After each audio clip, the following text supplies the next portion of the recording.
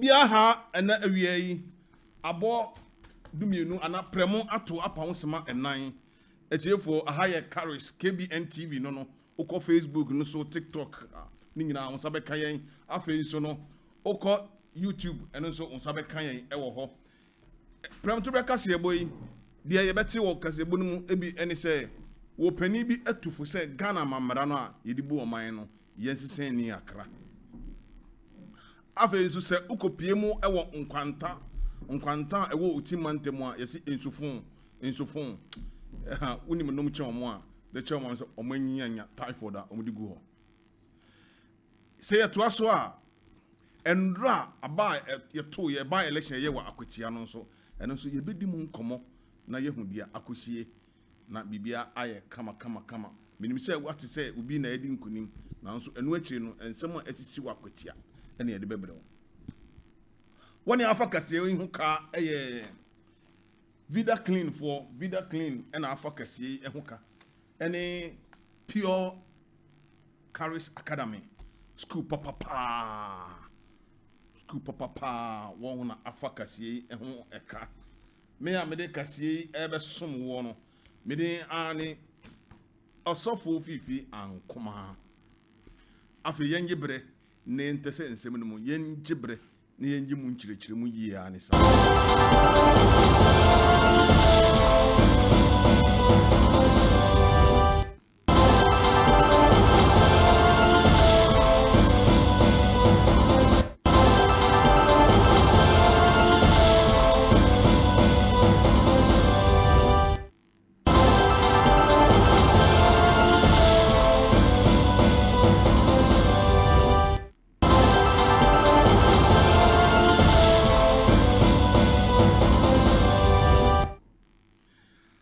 afe yanko enkosi kasebo no mu ensem ni yangasa opani bia ne din ede Professor Agyemangdua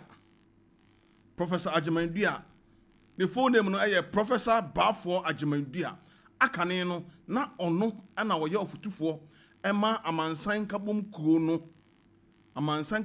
no amambra ho nsem na oye futufo ewo ho wono ana ode abeto dwase ene nansen ya na yenya ne ntie se yeyi akane Chief Justice Gertrude Tokonu adi se wonkonkot na fie ma ne nye se adwuma ne biom se wonnam na wodu court da ho kra no wote se ye ka Chief Justice ma ne mfa ho kra maami ni mfoni ene eda so no na eno na professor ni onso ni mfoni abeto so Professor Bafo Agyemangdua abetufu se Ghana mamra no a efa ne fa baabi a eka ekwan a ye fa so eyi Chief Justice ne ekwan a ye fa so eyi nadie ekwan a ye fa so appoint no anase ye frɛ no sɛ braba ye Chief Justice ne ekwan a ye fa so eyi nadie no ɛwɔ sɛ ye yensesemu ewum ifiri sɛ ekwan a amanyofo ede saa amra nam so no fantin bɛka de omunyo eni sɛ ye jai saa amra no ɛhyɛ amanyofo nsa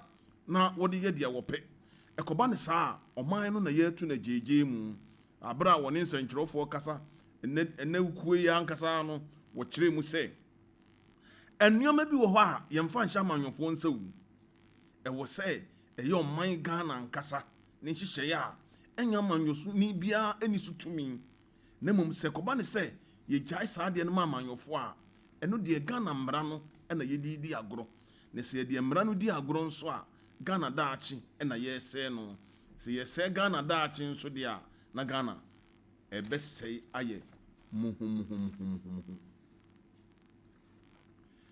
se yeto akase no so ama won a yebohui etu ye ka akopiem wo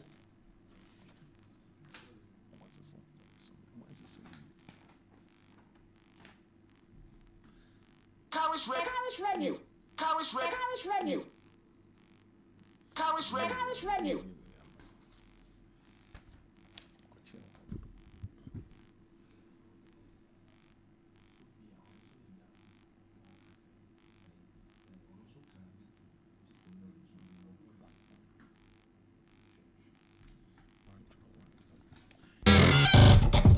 Yen araya sasini, a yabroad dinner dia na no bray, and your moja tra super to homa yen. Ni senti, was a yasu yabon bine, near CSC, near Jato main chirima, and to bay our family, Namesuma my family, dear Suku Hunsem, dear Pomodin Hunsem, Sikasam near Manchester Hunsem, aha, and Yakano.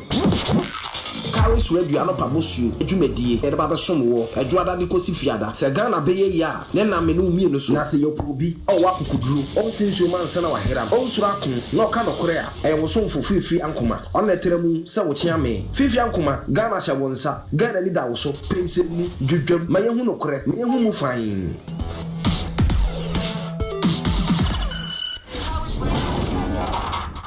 Sa mami adia yeyi ya Professor Bafo Ajimandu a ekasa ahoin eno na mame akane Chief Justice ono so ye frɛ no Sofia Akufu akane no na ono no Chief Justice wo man Ghana mu wono so ade abeto dwa se hwɛ sansam nsam no a ekoso no a yeyi mame na di se wonkote na fie no o man Ghana ye de nsem bi di agro abra na okasa ho TV3 so na odi tudwa se Ghana mampani John Dramani mama gonja de shi konkron otijata widie so na operation widie no esese go hwe nneoma bi yie na ono de ne mpai bo nyina ani se wo nyankopon ebema maame a yeyi ne die abotre na ono na otoso dumiensa sa maame o kase ono otoso dumiensa ama ye Chief Justice adwumakuo no ono na otoso dumiensa obeye se adwuma no na okiremu se eni se ye jai Ghana sa se MPs ana amanyofo ebe ye dia wope na wakaka dia wope no wode amanyosem no asɛ ye mra e wo man Ghana mu na maame no okasa no sei na okan. I'm very sad about it. It has really saddened me. And maybe in a way I feel very distressed by it. Yes. In terms of the conclusion that was reached, where the matter has journeyed from, is the sadness as a result of the conclusion, or you have questions about the procedure that took place before that? The sadness is about the whole process. My sadness is because as far as I'm concerned, it was a very unnecessary. We have been taken through a very unnecessary situation, and which, as far as I'm concerned, and that is my honest and candid view, this has so weakened the institution of the judiciary. It's not so much the individual who occupies the position. It is the institution. That is what I'm concerned about. Akane Chief Justice Sofia Akufu ena yete se wo kasa no enrei ena yekọ akwetia ekọ by election ni nyina ene se abranti a 2024 abatuo mu no wo yi ni se o meye mrahye bedwani wo akwetia wo apue mantemu a na ne din de NS no NS kumi wono obehwe no kwan ya tekoba ne se wo se yekọ na ekọ by election na enrei no wo de hihye so a abranti a wo gina mu ma NDC amanyoko na ne din de Bernard Bedu edi nkunim na nkunim de no akire no ana wo kire mu se ono nkunim de ne ono a wo hu se obedi nkunim adentira efiri se wo hu se ya ade a onyankopon ahyehye ato ho ama no minim se ne onyankopon ne ku abranche ba ho no de no abo minim tinti a okasa onyankopon na ahyehye bibia ama no enti wo no ahu se akotiafo ebegi na tum ato abama no na waban su onni akotia hwembo wo bema akotia atumpon ama akotia aye krabehwe na akotia aye kama pa moma yenkotie onabo bedua yato abama no foforo afei na obekọ emrahye bedwum. You have said it all. The confidence has always been there. It is not just mere confidence out of nothing. It was born out of the good work we have done. After engaging the people, we read their reaction towards the message we gave them, and we saw that it had really imbibed. They gave us a hope, some hope of a sort, which hope has resulted to what we see today. I mean, we've always been very confident. I told you, I don't know whether, I told you guys that we've been in this game for a while. If you are in it and you are losing, you will know, except maybe if you don't want to be honest yourself. I told you what we were working out at that moment I spoke to was with regards to the gap. But as for the win, what are we witnessing? We've won. Okay, so do you think we that's... we had a lot in the lead up to this election. The NPP spoke quite greatly. At some point in time, the Vice President made certain claims. He said we shouldn't have been in the race, amongst many other things. When you were hearing all of this, what was going through your mind at that time? For me, I've always said that, you see, when you are going to such contests, there are a lot of things you hear. But I don't focus on tangentials. The focus is on the main ball. My focus is to have my message delivered, the people accept it, and then they take it up and work to make sure victory is delivered. Indeed, you see, some of these comments, if you are not careful, you'll be swayed by them, and then you go outside the main target and then be dealing with, well, let me put it this way, unnecessary stuff. Because you see, I shouldn't have been in the race as in what? I mean, that I was disqualified or it was an illegality on my part or what. And so we've gone past that stage. Elections were held. We have the results. What do you plan to do on the first day when you assume office? And what will be on top of your... Sorry? What do you plan to do? What will be your priorities? Development. We've always said that, you see, Akwatia's name has always been with regards to mining. You can't take away the mining. Okay, we only have to do it lawfully. That's what we're going to work on. Where we are now is a GCD property. Hitherto, just before John Dramani Mahama came to power, the place was in darkness. If you recall, we did the same coalition here and we had to put on some solar panels and all the lamps and all that. Today, and it wasn't because of the by-elections, it was even done before. Today we have electricity. It is the first step towards getting GCD back on track, which can employ thousands of people. There are other things we are looking at. Essentially, it is about development, and we will make sure we deliver. Yes, we've made that promise. It didn't come from, it came from the president. Of course, it's a central government policy. And we need to remind them and then make sure that they do the needful. I'm grateful. We would have an opportunity to talk more about some of these things.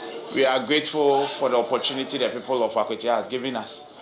It is a clear mandate, and we would not take it for granted. We will make sure we give them the best of representation and serve them well. We are grateful for... Thank you. I'm good. There was not... Nipa yetin nkan latest MP, latest honorable Awaba Kurum, lawyer Bernard Bedu, and yeti say war katano. Ye kwa kwetia na yanam senior wa kwetia Bernard akudi nkomo. Na ye bisa no say e dey na ekoso akwetia Richmond akudi nkomo. Richmond na ono na nra wo to ye nkra papa. Ye bisa no say lawyer Bernard edi nkunim no. And what you know, I cost work with you. But I am Ankoma. Mina Bema Major, so Adarma, Edini Richard. Edin Richard, Adarma. Richard, Medasi. Ube Timo Akutiano Pedia, Bibia Adedi, Emse Anupanana, NDC, Brantiano, Modi, Mutu Besa Fakum, Agio Menikakra. I'm confident to see and no Catedia. Adia bebia adedia krum normal edwumana ekoso senate ye bia na MPP before so say omumu de tisen wakwetia this year die we say obi kan atem no after election no campaign and the not me aga say this year die nyina ya dane omanba Ghana for any MPP any NDC because we know that no party atade e wo krum he means me that we MPP ni and as we NDC Adaro. Na kwetia MPP before kan so mo be kokot na ye wia won omo kan sa man ko de mo ta pesa Gabi ye nte court atendia and take court atendia e wa kwetia mpempe na ye nya ne ntie hu say nkrofo bi Edi moto akɔhwɛ me bia hwere wɔn kwa. Wo fa kurom no, uti bibi sa na anaase hu bibi sa. The bia information if you bia enye no kure. Agotia and I have a peaceful election. Into bia NC. They are from being kitty bia muhu social media no chema. The bonny bia into Akotia during the election and after the election. Being wa or shooting in kwa. Monday and Abranci bia almost Robert. Enya Akwishia or the Kramutu on the I think or Pony Baby and Akwishia ACR or shooting in kwa. And fact election baby. I know see Jordan and Sana de betchin brother e beto aba no. Me touch on sanity. Okay, Richard yeda sepa.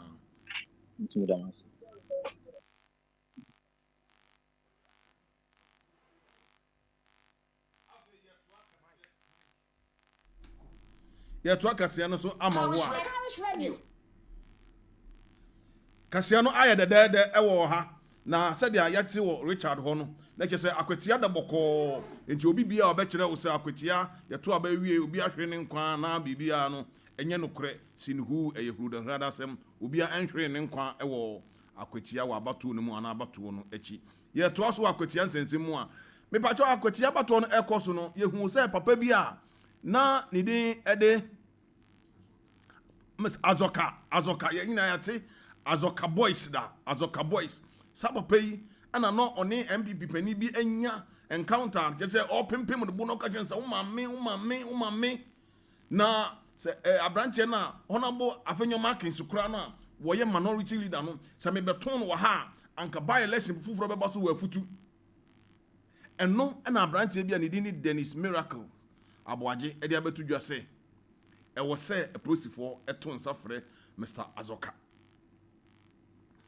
boys omu penny Mr. Azoka yonto samfre no sa branche ya mikin wo ye aka ni mampani abedi akire Dr. Mahmoud Baumia ne boafo soronko kra o ka no ho ene bo entoa wo kire mu se sa sema papa kan yi enyo ehu se papa pani pa yete Azoka no na ono kro ya kra na wadi amanyo sema chi ache na utumi be kasa asemi e wa kwatia se obema ya ye by election foforo wo afutu a na e wo se prosifo eto nsafre Mr. Azoka mman kotie aboaje ne nsemo de tu dwani bi yesterday goes to Sofo Azoka.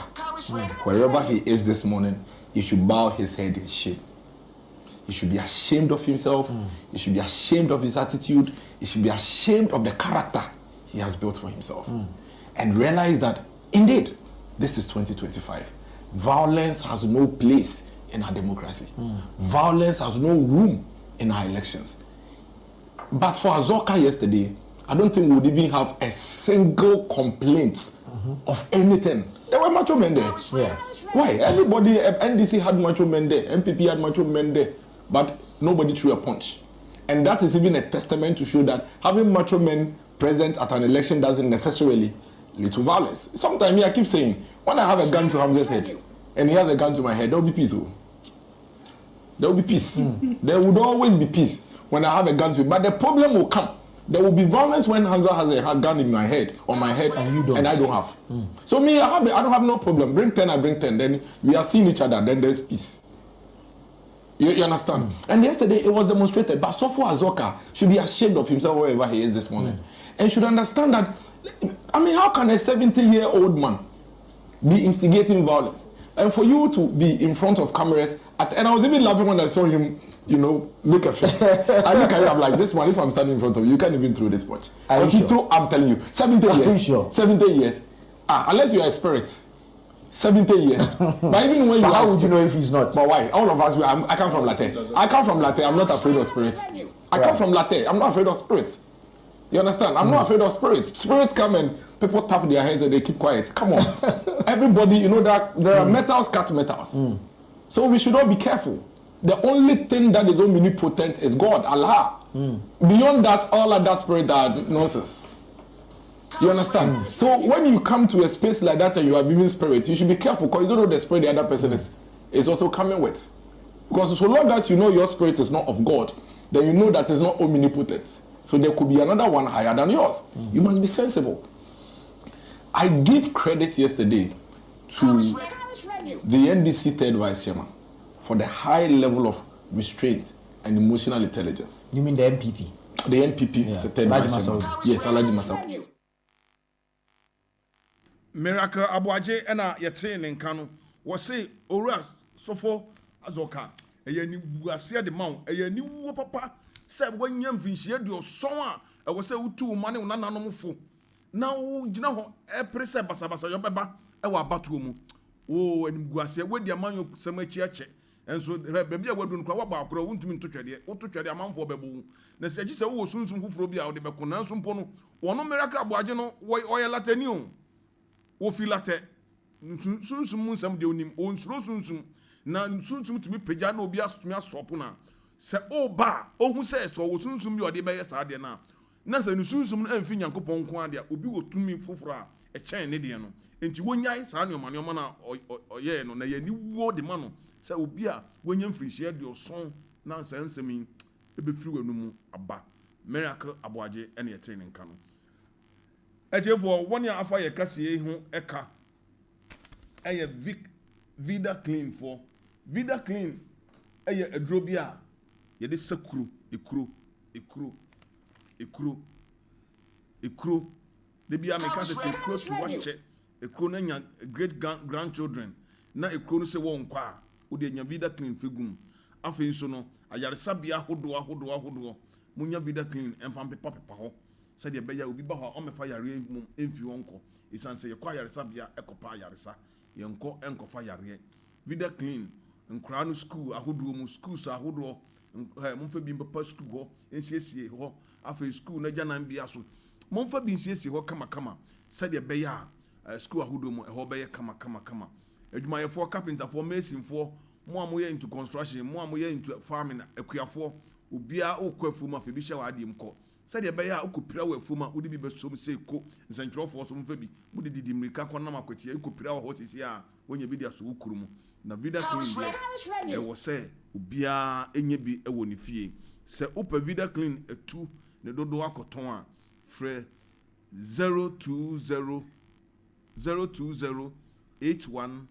02081999503 0208199503 ubenye bi akoton afi so no Pure Kharis Academy eno so ayi school a ene crossover nyina ewo efie kurum ewo domi pillar 2 na ayi school bi a omo kira de yie pa omo so omo fankra efi ntotofe waso ekopi mo JHS3 omo JHS3 omo fa sankra ni nyina akire won ade atete won kama na oba ho a awo environment no eyema adisua se eyema adisua atichafo achechefo ha so ewo enimde wonim kwan fa so kire nkora ade man nkora no adisua ye omanika teacher bi wo ho a ohun so oba class pe na oyam hyehyew e ko fo bebre hu ma nyina fi teacher ni bi no abo Pure Kharis Academy de enti sa o se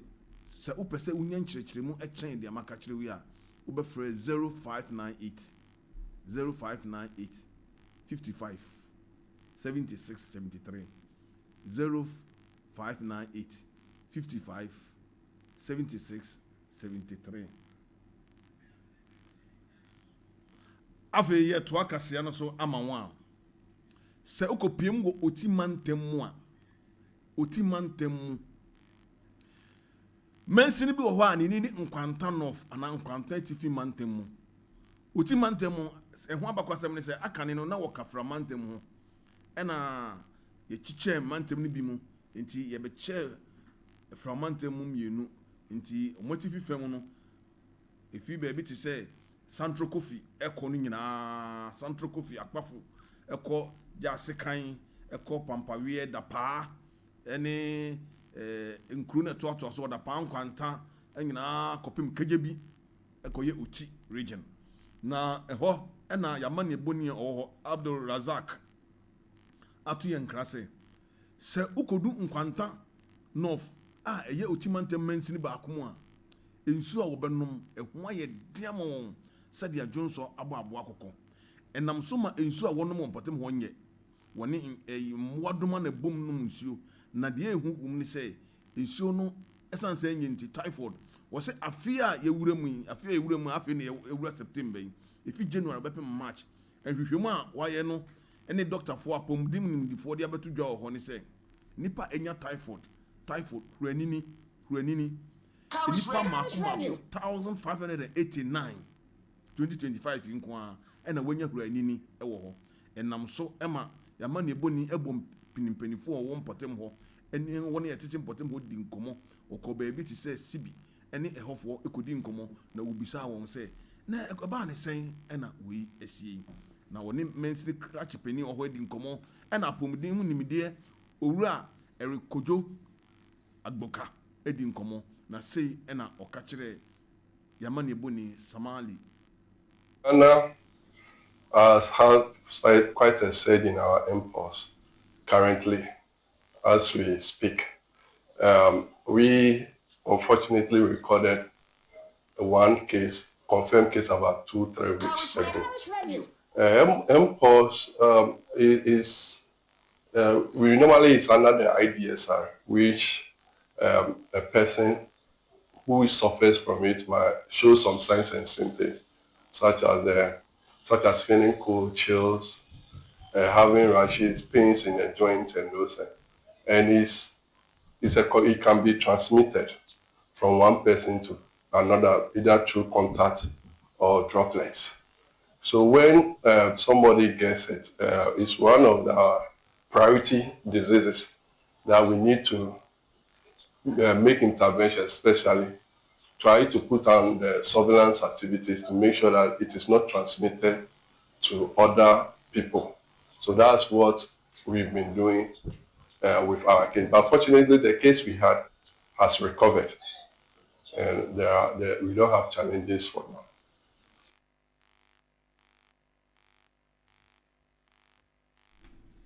Dr. Ayatin Nkano Eric Kujo Agboka wono ena oye apodimu nimdifo penny ana head director ewo Nkwanta North na oni mensi cratch penny a wo mpotem ho nso ekasa aye na mensi cratch penny no ekire ni mu se oh ye de nyoma egu akwam na yaboa na bibia akoyie mensi cratch penny wo mpotem ho ni de Isaiah Dodo ono nso say na okan March actually is affected.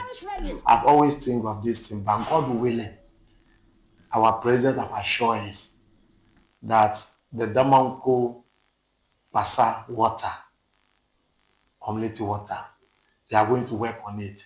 And then even when he came to Oti region, he mentioned from Damanko down, all the villages at the roadside, or especially all the communities at the roadside, down to Pasa. He is going to make sure that we get clean water, which will be supplied from Damanko waterways down here. So it's a good news. So we are just praying that the contractor to come to site as early as possible, so that we can start doing something about it. Even in his common fund, he told us, he gave us allocation for water, but because he have assured us of the maintenance of the full contraction of the water at Damanko coming down, passing through my own place CB to Basa, we are trying to put these pipes in other lateral areas which cannot go through from Damanko to Basa. So in course, surely, if it should come in implementation, or God willing it comes, I think this typhoid will come down. Because it's true. If you check the whole Oti region, in Pointan North, we are very, very, very distant about water issues. Most of our communities, we are lack of water. Because if they drill our boreholes, we don't get water, especially in the area. That is our challenge. So as the president of assured us, we are also counting on him. And it will even make the typhoid come down, I can assure you. So we are just praying that our water bodies, sanitation, will just put our heads together. We ourselves too will make sure we have a clean environment. We'll make sure our bodies and everything are thrown away in a place that it will not create any problem. So that if we can get potable water, then the typhoid will come down. So for water problem, it's a very challenge to us. So we are praying that the contract to come early as possible. Honorable Isaiah Dodo and Ayatin Nkano ahwefo Mon hwe bia omo sa nsuo hwe nsuo omo asa omo no. Nsuo omo sa. Nsuo. Hwe ebe no mu nya typhoid. Enso uko ti mantem enuane efi ho bankra ha no. Ku adwuma mo ye ho na nya agro. Na so mu nya typhoid no to mu wu aye ho nkra no. Ebe de nya di. Na se kom na eba bede yen. Enti yesere sɛ de amansi kra chepeni no ɔka no wɔsɛ nhyehyɛ egu akwan mu a wɔtoto nneɔma nyinaa na wokɔ otimantem ho a baabi a nsuo ho ɔden ɛyɛ nkwanta pɛ ɛno akyiri no baabi a nsuo wɔ hɔ enti nhyehyɛ bi gu akwan mu a ɛbɛma wɔn nya nsuo akɔsi bi hɔ ne nkwanta nɔfo baabi a obiara nya nsuo anom na asomdwoe aba enti yɛhwɛ aboa bi sum sɛ yɛhwɛ ɛnkyɛ yɛbɛkɔ ne akɔbisa ne sɛ afei aba ana yɛda ase ɛha na yɛde kaseɛ no ebesie kaseɛ no mu de edi mu akɔtene ɛne sɛ professor Ajimanbedu atudwa sɛ ɛde atudwa sɛ amamra no ne fa baabi a ɛkyerɛ kwan a yɛmfa so yɛn appoint chief justice ne kwan yɛmfa so yɛnyi na die no ɛwɔ sɛ nsesaeɛ ɛbɛ mu afei nso yɛkɔ akwatia ɛkɔhwɛ abatoɔ no akyi deɛ ɛkɔ so wɔ hɔ na biribiara so ɛda din afei nso no ewie kɔwie wɔ nkwanta north ɛwɔ omunsu sɛm ho me a mede kaseɛ bɛsom wɔ ɛyɛ Fifii Ankoma sɛ wantumi antie bi sese a wokɔ KBN TV a ne nyinaa ɛda hɔ yɛ YouTube ne adeɛ nyinaa ɛda hɔ KBN TV Ghana ɛwɔ hɔ wobɛnya ne nyinaa hwɛ mmeranteɛ no a wɔtete mfidie no akyi no Kofi Abranteɛ ɛne Isaac Bosco aranteɛ foforɔ ne frɛ sɛ Agyima anaa de sɛn Opoku Starlight na Starlight deɛ nkɛde to nwom Starlight ɛsɛ woyɛ na wode wabɔn ba na Starlight deɛ de to nwom enti no wɔm na ebe kyinkyim fidie no furuma ɛma me a wonya bi hwɛyɛ wonya bi etieyɛ afei me a mede kaseɛ no som ɛyɛ Fifii Ankoma yɛda mpanifoɔ Bishop Samuel Ado ase yɛda yɛ director baako pɛ bam Apostle Esiama ɔno Esiama papa ne bio yɛda obi ase mo a mutie ɔman Ghana ne ama no ne nyinaa yɛda mo ase sɛ mutie yɛn yen ara ya sase nie e ya bodende na de na mo bre ye de mo mogye twa so peto ho ma yen ne senti wo se ye so ye bo ho ban ne esiesie ne egya to mo nkyirima enti wo be ye wa femu die na me so ma ye ma femu die de ye suku hu nsem de ya pomode ne ho nsem sikasem ne ye ma nkyekere ho nsem nyina aha ane ye ka no Kharis radio alopa bosu edwumadie e de ba besom wo edwoada de kosi fiada se Ghana be ye ya ne na me no mie no so na se ye obi o wa kokuduro o sinso man se na wa hera o sura